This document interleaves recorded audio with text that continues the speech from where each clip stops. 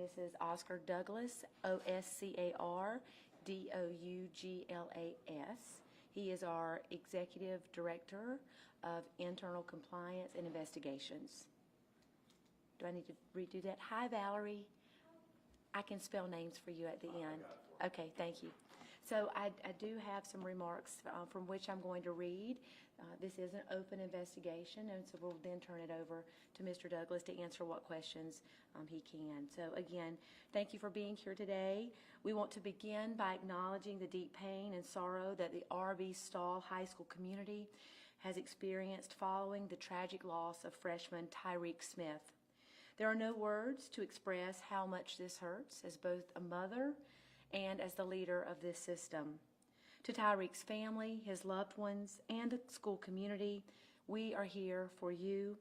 We're committed to providing support in every way that we can, and we will continue to lift you up during this incredibly difficult time.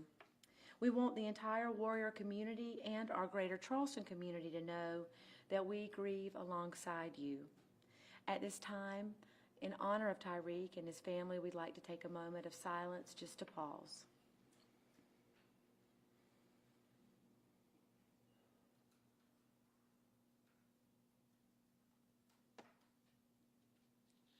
Thank you.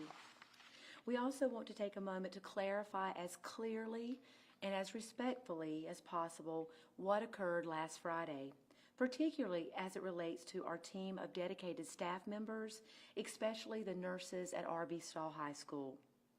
Unfortunately, we know that when tragedy strikes, especially when there aren't immediate answers, anger can build and sometimes turn into blame.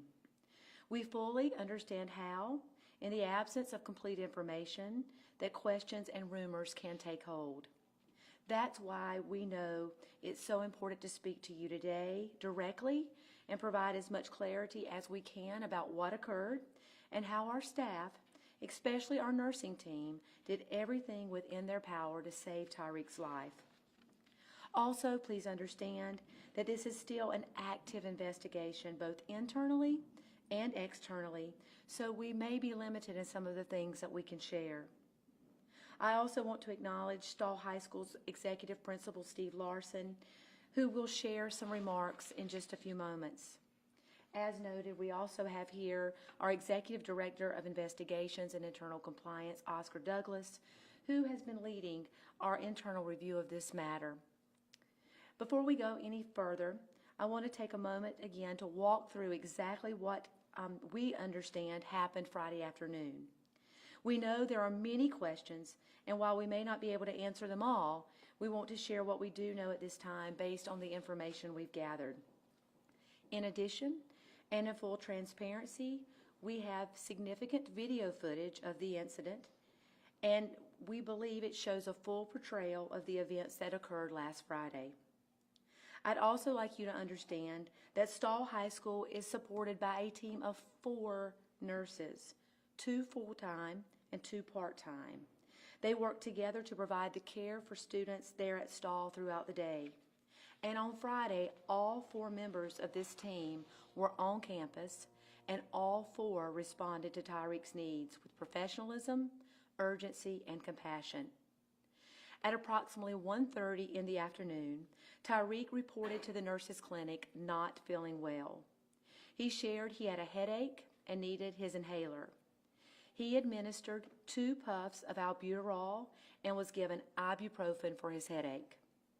At this time, there were no visible signs of respiratory distress, such as wheezing or coughing. Once he felt better, he was cleared to return to the classroom. Approximately 45 minutes later, a call came to the clinic, and the nurse was called to Tyrek's classroom. The nurse immediately responded and found Tyrek sitting at a table in the hallway. He appeared to be in some distress. She attempted to calm him and encouraged him to take deep breaths. When it became clear that he was not improving, she called the clinic for additional support and requested a wheelchair to transport him back to the clinic. Again, there is video footage that supports this. 2 more nurses came to assist. While transporting Tyrek, he suddenly became unresponsive.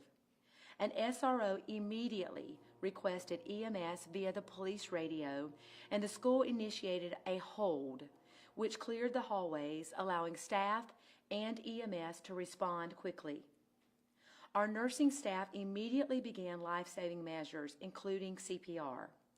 They also administered 3 doses of Narcan and applied AED pads. However, no shock was advised by the device. These efforts continued until EMS arrived approximately 10 minutes after the 911 call was made. EMS personnel continued advanced life-saving care for about 30 minutes before transporting Tyrek to the hospital. Tragically, despite the efforts of everyone involved, he passed away. When Tyrek's medical episode occurred, it happened during a class exchange, so many students saw one of their own fellow students struggling for his life. It was traumatic. And then to learn later that he passed away, there is no easy or adequate way to describe the hurt and pain that such causes. Unfortunately, we believe a few students who witnessed the incident shared what they experienced, but without the full context or understanding of the situation. When students reported to school on Monday, many were still trying to make sense of what had occurred. To support them, we had our counseling staff and our crisis response teams available at Stall, ready to provide comfort, guidance, and care to any student in need. I want to reiterate that we are fully committed to supporting everyone impacted by this tragedy: Tyrek's family, his friends, his loved ones, and the entire Stall community of students and staff. We will continue to provide whatever resources are needed during this incredibly difficult time. I'd like to now give Principal Larson the opportunity to share his thoughts on how the Stall community has been impacted and the steps that are being taken to help everyone begin the healing process. Mr. Larson. Thank you all. Thank you so much for allowing me to take a couple of minutes to talk about this upsetting event. Thank you, Ms. Huggins. As our superintendent said on Friday, March 28th, we lost a wonderful young man to a medical crisis.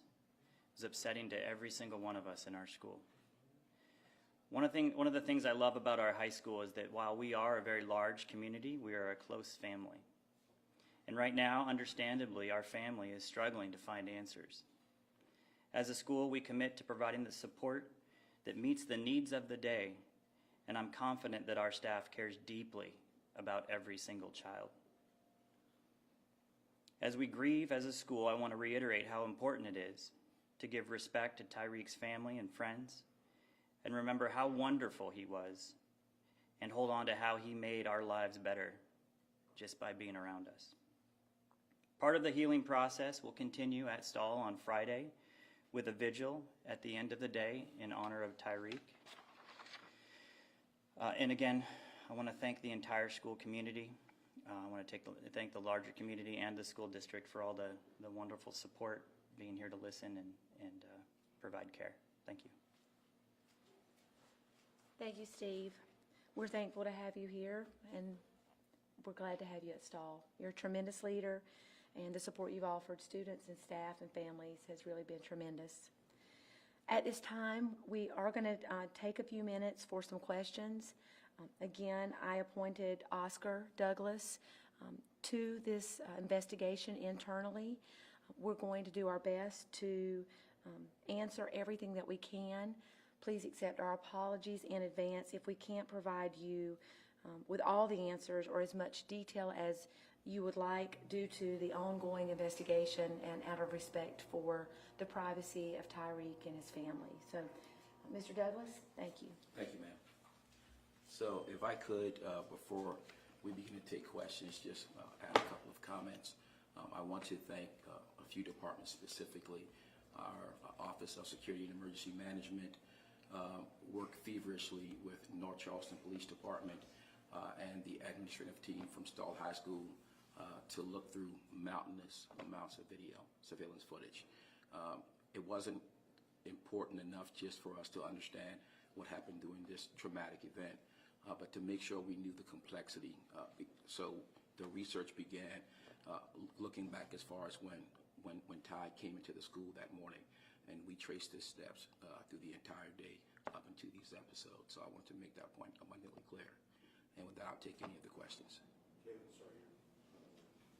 I did want to ask, and this might be something that is more related to school staff to respond to, but I know Superintendent Huggins, you mentioned obviously these young students are vulnerable right now.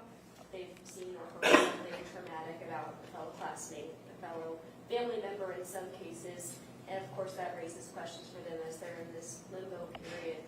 Can you talk about what would you tell those students as they're moving forward in this grief and how you guys are planning to deal with it? I know you mentioned there's a visual on Friday, but it raises questions among those students about how these cases are handled, how they might be handled in the future with the district. So is there anything that you would say to those questions that are being raised across the community? Absolutely. The conversations with our students started on Friday. And we understand that every student grieves in a different way. They have different support systems to talk through their anger, their frustration, their sadness. And our work at our school has been to use the relationships we have to be able to support our students through it. And the truth of the matter is our staff feel similarly. You know, none of us understand when a life is taken, and we all have all these thoughts about how we could have done something different or supported in a different way. Did I smile at him that day? Did I what lots of emotions. And the way that I've learned to support a school through those is through the relationships that we've built and lots of conversations and care and supporting one another, even when it's really hard. If I could just add to Steve, I think that was very well said, and I really do appreciate the thoughtfulness around that question. Our jobs in this system are to support 52,000 children where they are every single day. And as you know, children come to us, every child is different, with lots of feelings dependent upon what they've experienced at home or not experienced at home. And many of them come to school as a safe haven so that we can build them up and give them the support that they need. And so I think what Steve captured so perfectly is that despite or in spite of whatever emotions folks have about this now, whether that's grief, sadness, anger, resentment, fear, a combination of all those things, our job is to take each individual, no matter how hard it is, and to work them through that. And part of that is evident here today with our desire to be really transparent with the public and parents about how, after we've reviewed significant footage, how the district responded in this situation, to make sure parents know and that students know that we take this work very seriously, Ellen and her team, in providing the support that our children need regardless of what they experience at school. So for those students who are feeling, however, for those families, we'll meet each of them where they are, share with them what we can to help them work through this situation. Likewise, it's equally as important for our staff to do the exact same thing. I was honored to be with Steve Friday afternoon when he very heroically and bravely called his staff in at the end of the day to talk to them very transparently based on what we knew at the time about what had happened at Stall, and there were a range of emotions there. And so our job is to support them because they support our children. So thank you for the question. I hope we answered it as transparently as you needed. Thank you guys for clarifying the timeline on Friday. Would you be able to also walk us through the timeline of what happened on Monday? After seeing many social media videos and hearing a lot of student comments, would like to hear from you the timeline of what occurred, protest versus walkout, secure hold, and how that all transpired and was handled on Monday. Sure, we're happy to. I'm going to ask Mr. Larson to do that as he was on site during that time. Mr. Douglas actually was on site during that time as well, so Mr. Douglas may be able to fill in some details. As you know, there is some confusion about what exactly happened, and we were attempting to decipher and support kids where they were at that time with a response. And so, Mr. Larson, I'll ask you to come and give a timeline of what happened, and Mr. Douglas, support however you can.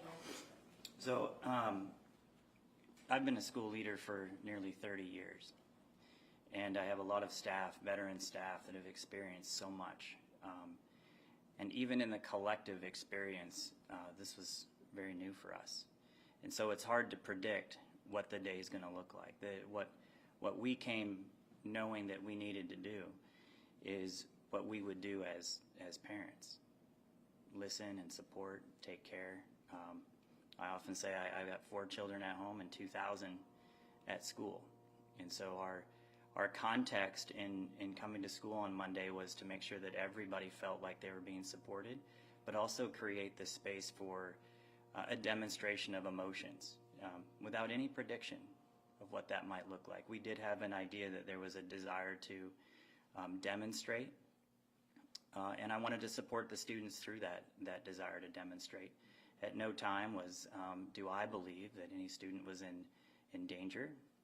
We had a significant amount of support staff from the district, making sure that the demonstration was managed to the degree that we could.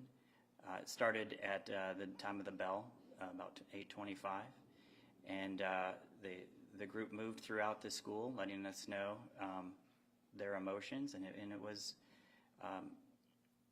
fairly appropriate given the level of frustration and lack of knowledge about what happened. The group moved outside and continued to collect their emotions and their desires and their best thinking about what to do next. I was able to talk to a few of them, and we were able to pull into the gym and do some community circles with them, have some time to communicate, have some time to talk. The social workers and counseling and support staff were able to bring them together, and then we introduced nearly all back into class that day. Those that were having a particularly hard time, we called parents to provide that kind of support that I would want to provide for my child. Thank you. A couple of things. The timeline, so he goes to the office at 1:30, I believe, or goes to the nursing station at 1:30. How long was he there? And then, maybe I guess you're the nursing head. So was he just like you and I, just seemed completely normal when he left there? What was like? Do you have any information on that? I'll be happy to chime in if you don't mind. So the exact time would have been 13:23:25, according to our surveillance footage. That Ty goes into the nurse's station, the nurse's office. He was there for just short of 4 minutes. He exited at 13:27, almost exactly where he returned to class. We made sure to capture some surveillance footage. It's important not only to know about the event, but what happened after the event. There's significant footage where Ty exits the nurse's station and he walks away like his normal self. And if you ask any of the nurses or the staff members that I interviewed, quite the jovial kid, and he left just as such. He didn't go, as we anticipated, directly back to class. Mm-hmm. If you all know Ty kind of wanders around. He went to several different offices, checking in on security staff here, checking on a couple of other staff members here, checking in on teachers who were not engaged in classrooms. And then at approximately 13:31, he goes up to Seawell, that's the back stairwell, and you could see him visibly run up the stairs. And when I say run, he didn't run. He skipped 2 or 3 stairs. And he's a pretty nice-sized guy, and that was pretty impressive to see him do that, which tells you the state he was in physically as well as emotionally. So he left in extraordinarily great spirits. One other follow-up. I noticed a security and emergency management truck leaving about an hour or so ago. I was just there shooting video of the sign out front. Are you guys doing something there today specific related to this, or? So I wouldn't say specifically related to this, but our team is tremendous in responding, like other district personnel, to offer support to a school. This school this time is hurting. They're in still crisis mode, need the extra resources, and if no more than having the extra bodies to walk around and high-five a kid or engage with a kid or just keep eyes on the morale. So they've been there since Monday morning early when most of district staff arrived to lend additional support to Stall.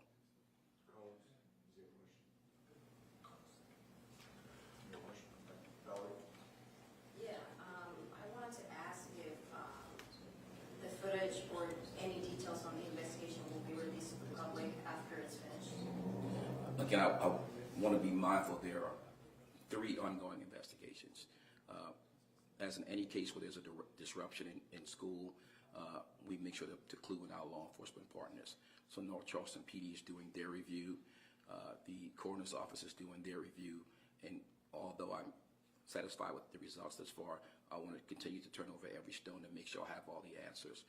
So it's going to be a bit longer before we can release that. I also want to respect the privacy of the family, obviously, and try to be sensitive to that fact. So it'll be a little bit longer. This may also be something we need to wait on with the investigation, but I know it was mentioned that Tyrek had taken an albuterol, and that we were also told from a family member that he had chronic asthma. He was diagnosed with it, and so I'm not sure if there's anything we can confirm about that, but is there any way to correlate if that might be related to his medical emergency that day? I would not be comfortable at this time commenting on an ongoing investigation with the coroner's office, and there are also some HIPAA implications that we've got to be aware of. Thank you. As far as how the situation was handled on Monday, some students that we spoke with and family members said that they were upset that it wasn't addressed with students earlier. Moving forward, of course, you can never anticipate tragedies like this, but moving forward, do you think that the school district will have a different policy on how to address the students when a tragedy like this occurs? So that's a really great question. So we, as soon as we got clearance over the weekend to notify the Stahl family, we did so. We hesitated to do so somewhat because over the weekend, not all students have the support at home that others may, but still, in the spirit of transparency and that there were students in the hallway who watched and or saw some of these things initially, we thought it was really important to be very transparent with the Stahl family. So on Saturday, we released the information to the Stahl family. We are always dedicated to continuous improvement, and so we assess every situation as it comes, as Oscar noted earlier, to determine A, how we responded, and B, if it was appropriate, and C, if faced with the same situation, what we would do similarly and differently. And so in this situation, we'll do just that. As Oscar noted, we're still in the process of uncovering every rock here and every stone. We want to meet children where they are. We thought we had appropriate resources there on Monday, but as you asked earlier and I responded, there were students who needed to demonstrate in a different way, and I'm thankful that Steve Larson is the leader he is, so that he could not punish but lead through that in a way that was thoughtful for kids. And so we'll certainly assess that. It may certainly be that we could do things differently as far as bringing the school community together even earlier, and it may not be. I think we just have to assess that and determine what went well and what we could have done differently. So thank you for the question. The only thing I had was kind of what you just talked about to a certain extent. Have you looked at anything related to this incident and said, definitely we want to do this different next time, or are you still like in the assessment? Again, great question. Not yet. We haven't uncovered anything quite yet where we would say we definitely 100% of the time need to do that differently. But there will for sure be a setting where we all sit down and do a post-action analysis where we determine maybe not so much what we would do differently, but is there a menu of things given a situation like this from which we could choose? And certainly, if there are things that we should have done differently, we will acknowledge those, because our work is 100% of the time about kids and making sure that they have the support they need in our system.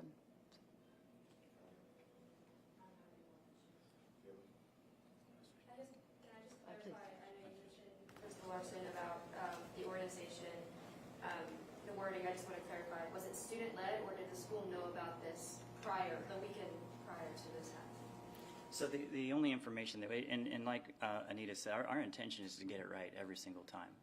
When you've got 2,000 kids, you have a lot of variables at play and a lot of predictions to make, right? So we did have an indication that there was a post about what the kids wanted the week to look like without much more information. And so we made some calls to kids and a lot of that stuff, a lot of the stuff that happened on Monday was fairly organic and authentic for the moment. And so it was our opinion that the right thing to do was to lead through it, support the kids through it. And I think in the end, the emotions were shared and that needed to be shared. And we're now at day 3 of living through a very difficult situation. And I'm proud of our students and I'm proud of our staff. It's still a horrible experience, and we can't take that away. So I'm less motivated to evaluate how we did, more motivated to talk about how we continue to help kids. I have a question potentially for our nursing staff about the Narcan. If the student had gone to the nurse, had been administered albuterol, had known to have asthmatic issues, what goes into the decision then to administer not 1, not 2, but 3 doses of Narcan, and the thoughts behind that? So what we do is we look at each emergency, and because we knew that we had already done the albuterol treatment and it appeared to be successful, he didn't have respiratory distress when he left, then when they approached and he was having further breathing problems and they were trying to calm him down and that was not working, they were worried that it could have been drug induced. And so we do have Narcan available, and the thought process behind it is that if someone goes unresponsive, you want to be able to deliver the Narcan and try to revive them right away. And so we do have some other, I do have more details that I just can't share at this time, but there was a reason to do it more than once. Can you describe to us potentially what are some of the decision-making factors that go into when you administer Narcan? If you think that an opioid could have been used, a drug of any type, because sometimes drugs are stacked and you could have different things like an opioid and a benzo stacked together. So it's always better to go ahead and use the Narcan if you see somebody that is unresponsive, if they look like they are becoming cyanotic, and go ahead and administer that.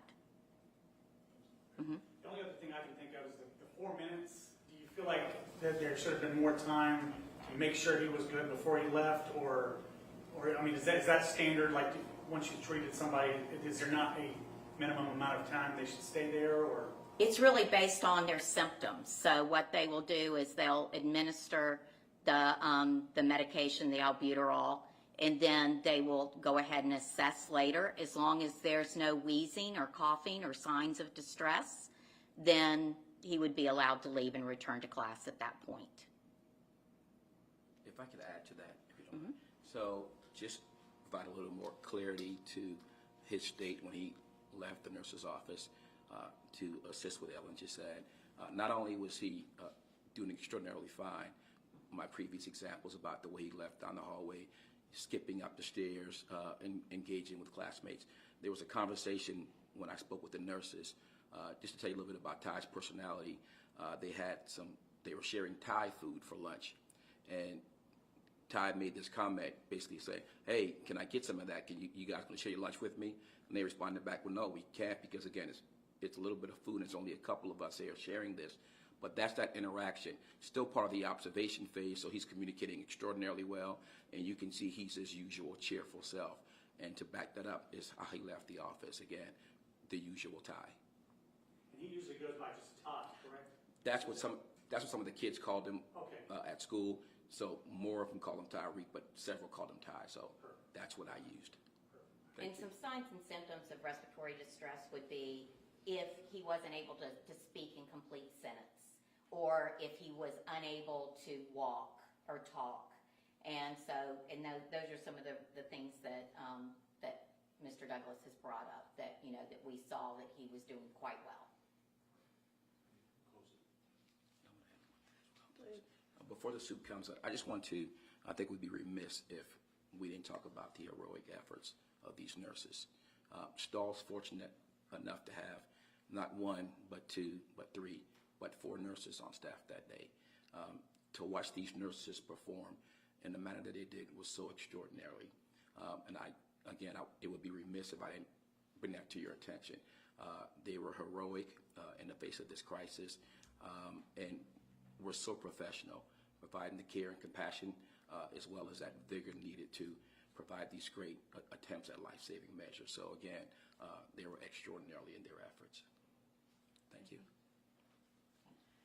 So again, we really appreciate your being here today. We're committed to working with you. Valerie asked a question earlier about video footage. When we have clearance to share that with you, we will. We had actually hoped that we would be able to share that with you today, but had not received such clearance at the time of this press conference. And so if you would just join us in continued thoughts for Ty and his family and the Stahl community as we move forward. We, again, pledge our transparency in regards to the situation. Reach out to us anytime.